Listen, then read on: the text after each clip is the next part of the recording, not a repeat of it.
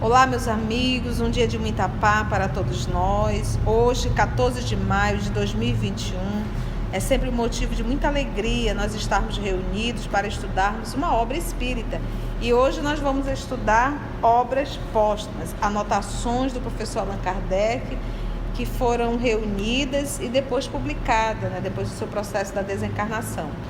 Nós estamos no item 3, intitulado Criação, a primeira parte, Profissão de Fé Espírita Raciocinada. Hoje nós vamos dar continuidade no item 22. Pega aí seu livro. O meu aqui é na página 43, então vai depender da sua edição. Aproveitamos para levar o nosso pensamento a Deus, nosso Pai, a Jesus, o amor de nossas vidas e a espiritualidade amiga que aqui se faz presente para mais uma vez nos conduzir, nos inspirar e nos fortalecer neste trabalho que a misericórdia divina nos convidou e que, em verdade, somos nós os maiores beneficiados, aqueles que mais realmente aprendem. E como é bom, Senhor, como é bom estarmos aqui estudando essa doutrina bendita. Graça te damos e é em teu nome que todos nós aqui estamos reunidos. Que assim seja. Então vamos lá. O aperfeiçoamento do espírito, ele é fruto do seu próprio trabalho. Ele avança na razão da sua maior ou menor atividade ou da sua boa vontade em adquirir as qualidades que lhe faltam. Então aqui a gente pode já puxar o Evangelho segundo o Espiritismo, quando o Espírito de Verdade informa Kardec, reconhece-se o verdadeiro espírita pela sua transformação moral, pelo esforço que ele faz. Então, volto sempre a repetir, não vamos usar frases que nos enfraquecem, frases que nos proporcionam uma acomodação no estado em que estamos. Tipo, somos imperfeitos. A evolução é lenta. Para isso temos várias reencarnações. Isso são frases que não são espíritas, gente. Nós não aprendemos. Então a gente acaba meio que se acomodando, achando que vai cair um pozinho mágico e que nós vamos mudar. Então aqui o professor Allan Kardec, em suas anotações, ele diz que o aperfeiçoamento do espírito é fruto do seu próprio trabalho. Então o que diz que o nosso querido Emmanuel? Porque as pessoas dizem, a evolução é lenta. Só que a parte do princípio, que a evolução individual é lenta. Não, a evolução individual é uma escolha. É questão de quê? Do próprio trabalho do espírito. Então tem uns que dormem até meio-dia e ainda fica meio adormecido o dia todo, então o dia não rendeu. E temos aqueles que acordam às 5 da manhã e o dia rende bastante. Então o que a gente vai percebendo? Que é questão de escolha. Então a evolução coletiva, fala do nosso querido Emmanuel, nós estamos aqui só repetindo, está na obra O Consolador. A evolução coletiva ela é lenta. Para nós percebermos uma sociedade moralizada, isso realmente vai demorar, porque isso quer dizer que o coletivo se moralizou. Mas a evolução individual, ela é escolha. Nós temos assim, posso pegar os dois maiores vultos de grandes mudanças, que é Madalena e o apóstolo Paulo. Como na fala do nosso querido Emmanuel, no livro Caminho, Verdade e Vida, quando ele vai falar de Madalena, ele diz que ela foi a que mais se violentou. Porque ele faz uma comparação entre Madalena e o apóstolo Paulo. Ele diz que Madalena conhecia os vícios e Paulo era apenas um apaixonado pela lei. Paulo não conhecia os vícios. Nós vamos lembrar que Paulo era casto e continuou sendo. Ele não tinha uma vida sexual dissoluta. Ele nem tinha vida sexual.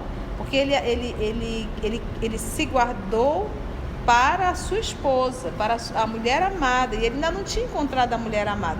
Quando ele encontrou Abigail, acabou o casamento não acontecendo, mas ele continuou casto. Então ele não lutou contra o vício. Já Madalena não. E nós sabemos que o vício da carne, o vício dos prazeres é algo que realmente tem nos atrapalhado o processo de evolução há milênios. Há milênios. Fala no mesmo caminho de verdade e vida que ela se amoleceu. Ela se amoleceu pelos vícios. Ela se entregou, né? Então é muito boa essa anotação do professor aqui. Então vamos parar com essa nossa mania de dizer que a evolução é lenta, que nós somos espíritos imperfeitos. Deus não faz nada imperfeito. Nós somos espíritos em processo de evolução, de aperfeiçoamento, perfectível. 23. Não podendo o espírito, numa só existência corpórea, adquirir todas as qualidades morais e intelectuais que hão de conduzi-lo à meta, ele chega a essa aquisição por meio de uma série de existências, em cada uma das quais dá alguns passos para frente na senda, no caminho do progresso, e ele se depura de algumas imperfeições. Então não tem como a gente numa existência fazer tudo. Não tem, gente. Se nós pararmos para fazer um balanço agora de todo mundo que desencarna ao longo desses 4,5 bilhões de anos aí, vamos ver quantos bilhões de anos está aqui o homem. Dessa massa que desencarna, são espíritos que fizeram muito bem, espíritos muito nobres, ou realmente, se nós colocarmos a nível de porcentagem, a massa realmente são de espíritos ainda enrolados com a lei. Então, ou seja, gente, se partindo desse princípio, céu e inferno, o capeta está ganhando. Porque a massa realmente, o grande número de pessoas carrega muito débitos. Você imagina todo aquele povo da Inquisição lá no inferno? E olha, gente, não ia dar conta, não tem mais onde enfiar a gente. Então, obviamente, é nesse processo de renascer é que nós vamos realmente nos aperfeiçoando. O povo foi para o céu, sim, foi para o céu para fazer o quê? Só para adorar a Deus. Mas pera lá, presta atenção, tu imagina um monte de gente olhando e adorando Deus? Se Jesus disse, meu pai trabalha, eu também trabalho. Então a gente não pode, gente, mais idealizar ou acreditar em um céu de inatividade, que a gente vai ficar ouvindo os anjos tocando harpa. Daqui a pouco a gente mata os anjos que ninguém aguenta mais. E a gente vai começando a entender que realmente o céu ficou vazio. E aquela inatividade ali, ninguém olhando para nada, sabe? Aquela coisa. E nós sabemos que o pior castigo que pode existir para um ser humano é a inatividade. A ociosidade é pior, adoece. Muitas pessoas adoecem por ociosidade, muito tempo vazio.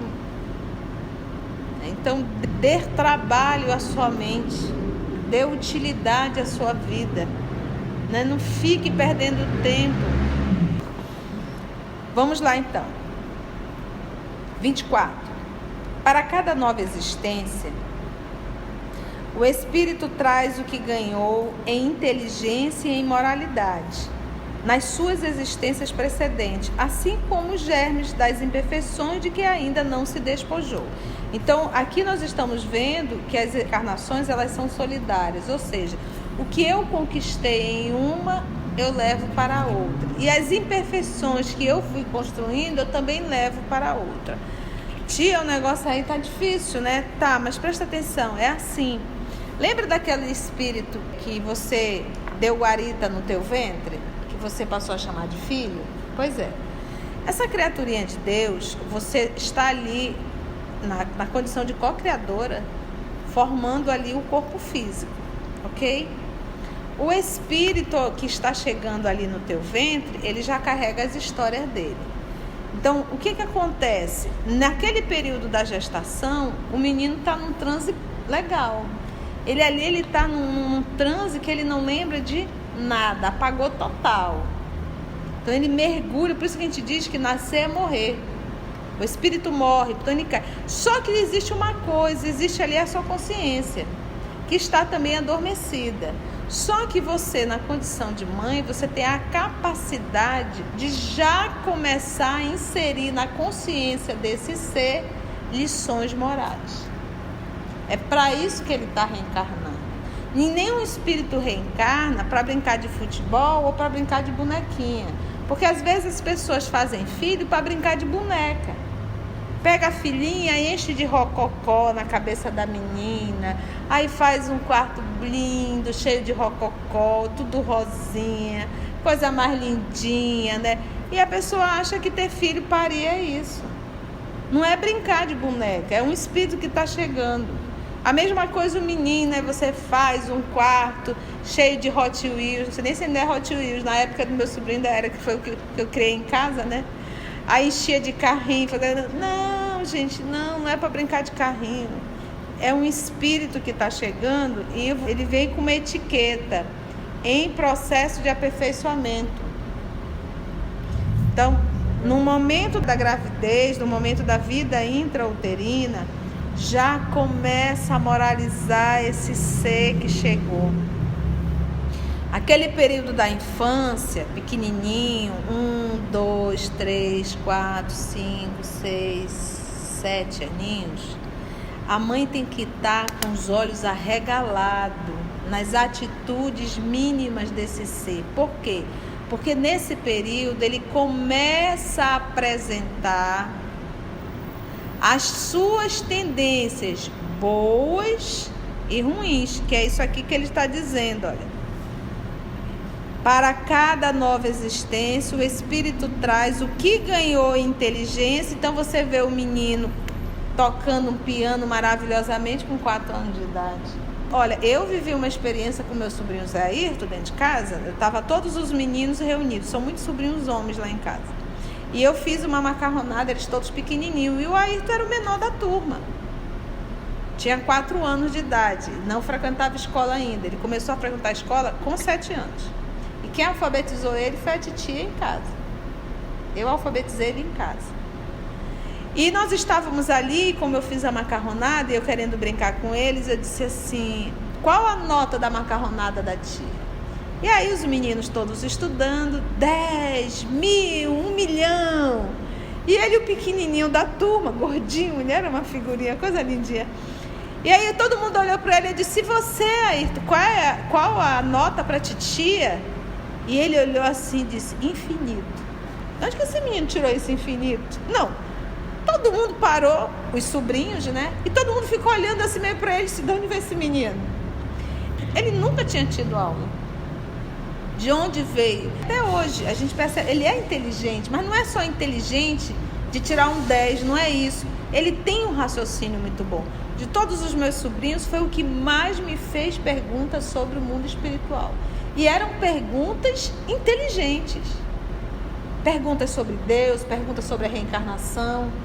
Então você olha assim, um menino de 4 anos e diz, olha aí, ó, esse menino nunca estudou. Como é que ele sabe uma nota infinita? Não tem infinito. Então, são esses tipos de atitudes que a gente tem que começar a ver. Quando é boa, a gente estimula. Então, o seu filho de repente chega em casa e diz assim, caiu uma borboleta, ele diz, olha mamãe, a borboleta, vamos salvar a borboleta, mamãe. Vamos, onde é que a gente pode pôr ele ali com todo cuidado para que a borboleta... Olha o que ele está te mostrando, que é uma pessoa cuidadosa, que se preocupa com a vida. Então você vai estimular, meu filho, vamos salvar a borboleta, vamos fazer de tudo. Mas se ela não salvasse, que foi a vontade do papai. Então você estimula isso na criança. Agora, se de repente vê um menino e vê uma borboleta já se estribuchando, ele diz, olha, uma borboleta, e pá! Pisa em cima da borboleta e ainda esfrega o pé. Ele está dizendo o quê? Que é um menino bem amoroso? Violento, agressivo, insensível, e você vai ter que trabalhar. Mas para isso era necessário o pai ou a mãe estar olhando para educar. Então é nesses gestos infantis, realmente nesses gestos dentro de casa, no nosso dia a dia, que nós vamos reconhecendo quem são esses espíritos. Não para criticar, mas para trabalhar e para desenvolver. Faz sentido? Então lembra, assim como o germe das imperfeições de que ainda não se despojou. Então, infelizmente, qual é a nossa educação hoje? Se o menino é pequenininho, a menina é pequenininha, a gente enche de dengo e acha que ele não entende nada, que não é a hora de educar. Não, deixa a criança. A menina vai, bate no rosto do pai, bate... Não, deixa a criança, não entende nada disso, não adianta. Aí o capetinha inteira 8, 9, 10, 11 anos, você vai querer educar, já foi. A época mais fácil de você, vamos dizer assim, movimentar essa massa movimentar essa atitude, manusear essas emoções, esses comportamentos, era justamente na infância. Esse era o período. Não vai querer fazer isso na adolescência, que você vai arrumar inimigo dentro de casa. E dor de cabeça não é pouco, não. Tá? Por isso que Jesus diz: deixai vir a minhas criancinhas. Dela é o reino de Deus. Ou seja, esse é o melhor momento de se evangelizar, de se trabalhar, de se ir na oração. A gente estudando na leitura do Chico em Nossas Vidas, quando a Hebe Camargo faz a pergunta, o que ele diz? Que infelizmente hoje nós não ensinamos mais religião para as crianças. Falta religiosidade. Você lembra alguma vez de você ir ao quarto do seu filho e vamos orar o Pai Nosso antes de dormir? Mas você lembra da sua mãe fazendo isso com você? Por que a gente não fez isso com os nossos filhos? Meu filho não pode dormir sem orar. Vamos conversar com o Papai do Céu? Gente, eu não conseguia dormir sem orar. Eu estava muito cansada. A mãe dizia: leia com Deus me deite. Com Deus me deite, com Deus me levante, que a Virgem me os alivio do mundo. Mas eu tinha que fazer pelo menos a rapidinha, porque o Pai Nosso achava muito longo às vezes. Com Deus eu me deito, com Deus eu me levanto. Que a Virgem Mãe Maria me cubra com seu divino manto. Olha que coisa mais linda, pequenininha, não deu um minuto. Então, e a gente está pagando o preço disso. A gente estudou essa semana no livro Nosso Lar o modelo de lar no nosso lar. Então, é o modelo da terra? Não, tanto é que a gente vai discordar. Mas é um modelo de lar. Vamos para o 25? Quando um espírito empregou mal uma existência, isto é, quando não realizou nenhum progresso na senda, ou seja, no caminho do bem, então, ou seja, a pessoa pode reencarnar e não realizar nenhum processo de evolução? Acabamos de ver que pode. Essa existência resulta sem proveito para ele. É aquilo que a gente faz, eu gosto de comparar. Você manda o filho para a escola, chegou ao final do ano, o menino não passou. Aí o que você diz para o menino? Meu filho, você perdeu o ano inteiro. Não é assim que a gente diz? Porque você vai ter que repetir tudo de novo. Então, o que ele diz aqui, olha... Quando um espírito empregou mal uma existência, isto é, quando não realizou nenhum progresso na senda do bem, essa existência resulta sem proveito para ele, de modo que terá de recomeçá-la em condições mais ou menos penosas. Então não pensa que você vai voltar e vai repetir toda a cena, não. Já gastou, agora você vai ter que suar um pouquinho. Em razão da sua negligência, porque foi negligência ou má vontade. Negligência, você realmente foi negligente com a vida, você não deu atenção devida. Ou má vontade, tô nem aí. Vou gozar, vou viver tudo que eu quero. Então, o espírito pode, ele regride? Não. Uma vez que eu aprendi. Mas ele pode estacionar? Pode. 26. Devendo o espírito em cada existência corpórea adquirir alguma coisa no sentido do bem e despojar-se de algo no sentido do mal, segue-se que, depois de certo número de encarnações, ele se acha depurado e alcança o estado do espírito puro. Para isso nós estamos reencarnando. Esse é o propósito, né? Em cada existência corpórea adquirir alguma coisa no sentido do bem e despojar-se, livrar-se de algo do sentido do mal. É como se fosse assim, sabe quando você está com uma casa toda bagunçada, mas muito bagunçada mesmo, tudo fora do lugar? É difícil arrumar?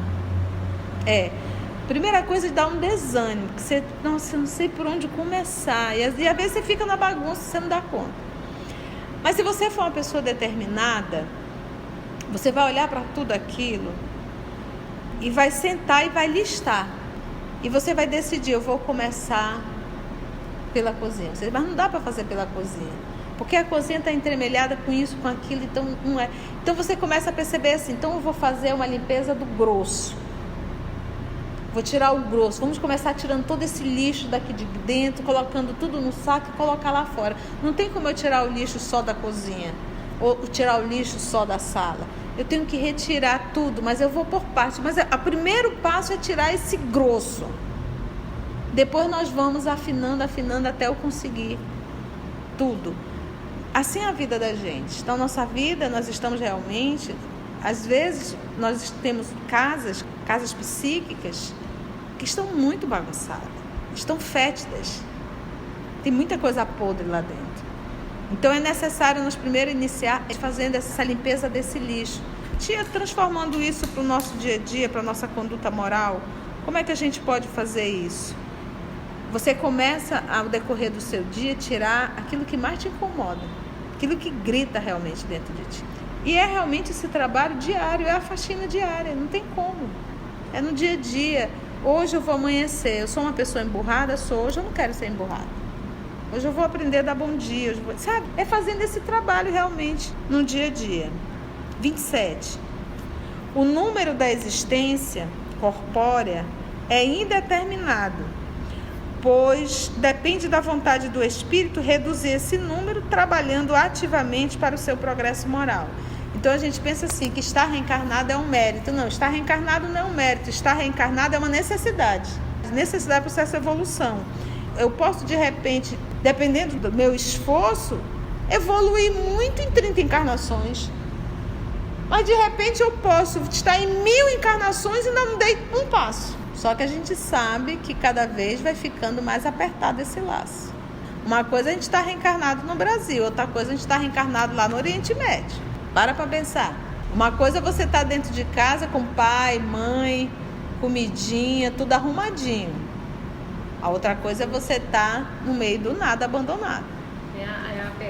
É o ponto anterior. É o ponto anterior, exatamente. Olha, você teve aqui uma mãe maravilhosa, um pai maravilhoso, condições financeiras, um lar adequado, e você fez essa bagunça toda? Então tá, filha, agora você vai voltar sem nada disso. Vai nascer de uma prostituta, vai ser abandonado dentro da porta de um orfanato, vai sofrer necessidade, aí você vai ver o que é bom. Porque o papai te deu tudo, você não soube aproveitar. Agora o papai vai tirar, não é assim? Os talentos? Enterrou. Porque são talentos. Você ter nascido em toda uma estrutura e ainda assim não se tornar um humano melhor.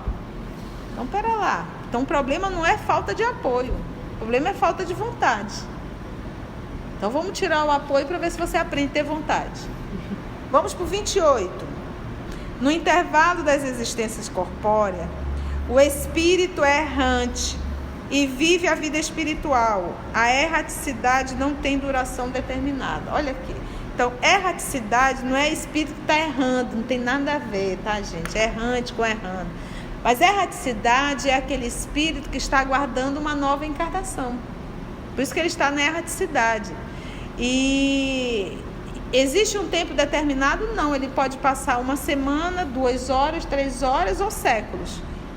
Nós acompanhamos isso nas obras de André Luiz, vários espíritos que estão há 200, 300 anos e estão trabalhando, estão aprendendo.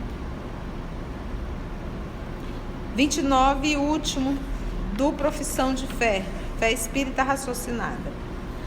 Quando os espíritos adquirem no mundo a soma de progresso que o estado desse mundo lhe faculta, ou seja, aprendi tudo que eu tinha de aprender na Terra, deixam-no e passam a encarnar em outro mais adiantado. Quem que nós conhecemos de uma obra de Emmanuel que passou por isso? Alcione.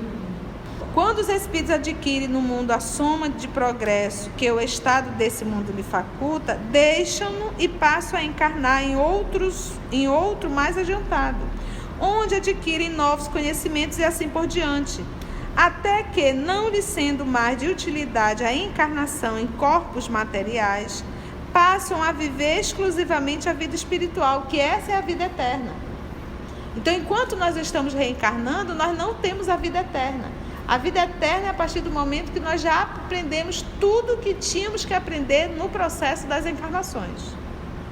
Ou seja, quando a matéria não exerce sobre nós mais absolutamente nenhuma influência. Em que também progridem em outro sentido e por outros meios. Então, passo a viver exclusivamente a vida espiritual. Para quê? Vai ficar ouvindo os anjos tocar harpa? Não, senhor, meu amor.